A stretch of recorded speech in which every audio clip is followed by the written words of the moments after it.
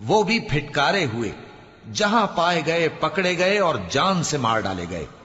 جو لوگ پہلے گزر چکے ہیں ان کے بارے میں بھی اللہ کی یہی عادت رہی ہے،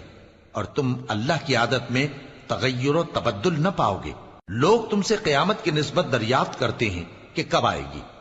کہہ دو کہ اس کا علم اللہ ہی کو ہے، اور تمہیں کیا پتا، ہو سکتا ہے قیامت قریب ہی آ گئی ہو۔ بے شک اللہ نے کافروں پر لعنت کی ہے اور ان کے لیے جہنم کی آگ تیار کر رکھی ہے،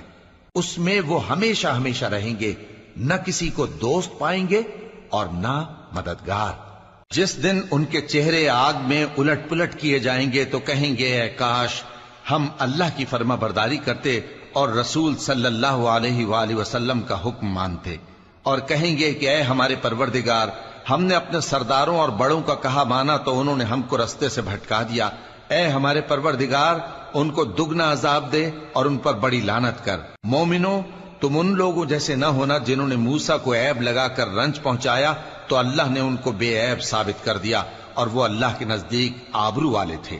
مومنوں، اللہ سے ڈرا کرو اور بات سیدھی کہا کرو، وہ تمہارے سب کام سنوار دے گا اور تمہارے گناہ بخش دے گا، اور جو شخص اللہ اور اس کے رسول صلی اللہ علیہ وآلہ وسلم کی فرمانبرداری کرے گا تو بے شک بڑی مراد پائے گا۔ ہم نے بار امانت کو آسمانوں اور زمین اور پہاڑوں پر پیش کیا تو انہوں نے اس کے اٹھانے سے انکار کیا اور اس سے ڈر گئے،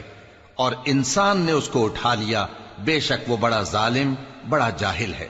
تاکہ اللہ منافق مردوں اور منافق عورتوں اور مشرک مردوں اور مشرک عورتوں کو عذاب دے، اور اللہ مومن مردوں اور مومن عورتوں پر مہربانی کرے، اور اللہ تو بخشنے والا ہے، مہربان ہے۔